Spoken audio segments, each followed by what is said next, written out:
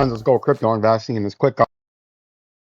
Investing where you like, subscribe, and share for a one-of-a-kind, company-made, computer software trading probability-based, trading alert, technical analysis, and company philosophy, as I'm your most trusted source for blockchain technology and cryptocurrency breaking news and coin updates here on YouTube and in the cryptocurrency sphere, as old Vincenzo has brought back truth and, most importantly, integrity back into the trading market, right?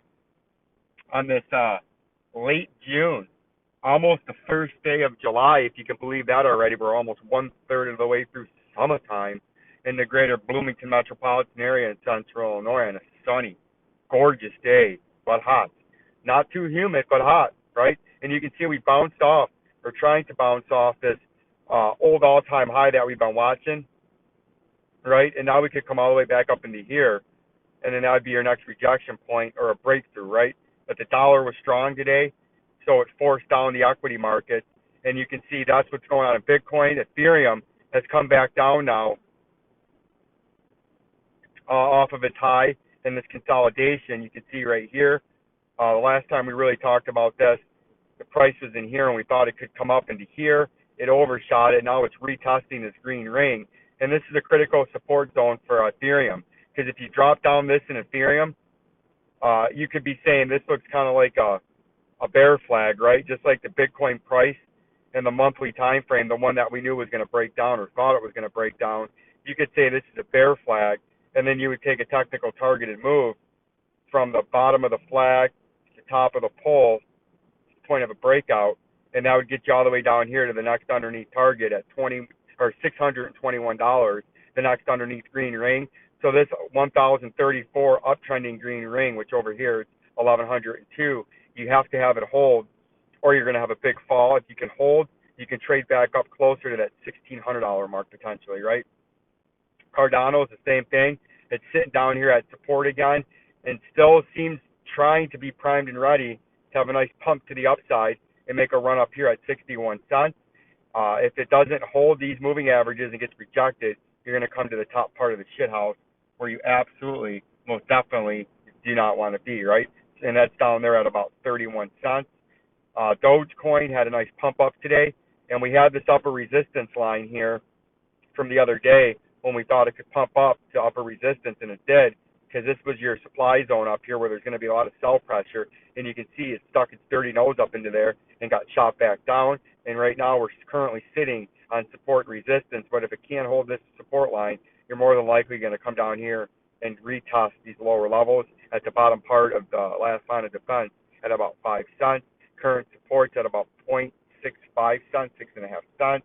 If we go over to XRP, you can see XRP did come up and do what we thought it would do over the weekend, and then it got rejected where we thought it would get rejected, and then we've seen a nice consolidation here, and it broke down to the downside and back into the little bright light white box we got down there, which is the supply zone, and it tipped the bottom of it, and now it's starting to trade back up. And if you can get some fortitude, you can trade back up into here at the moving averages, and then try to kick up to the next leg up in this little bull rally, right? If not, you're going to slip back all the way down to about 28 cents. And then if we round it out and look at XLM, it's trading down, but it's into the supply zone too, and it's going to try to trade back up if it can get some fortitude but there's a lot of heavy sell pressure as there's a lot of bearish action and sentiment in the overall market right now, and a lot of money has been lost that can never come back in because they were margin called, and they didn't just lose 30, 40%, they lost 100%, and there was a lot of lending services that sucked their capital and didn't release it, and these people are sitting on big losses, right? So we're watching the market. That's what's going on right now in this brief afternoon update. I'm about to get out of work, and then I got to head to league bowling night. Hopefully I can get my head out of my own ass and have a good week for the first time in about 3 weeks, as we've been struggling in the last 2 weeks as I normally do in the summertime, because I am not a big fan of summertime bowling, and it's showing up now as it gets hot outside. The lanes get a little different, and old Vincenzo just doesn't handle the heat all that well. So we're going to give it our best. Probably have a good night tonight because we're due, right? And that's what's going on in the market. As you can see the dollar is still up. It had a very big day today. Gold,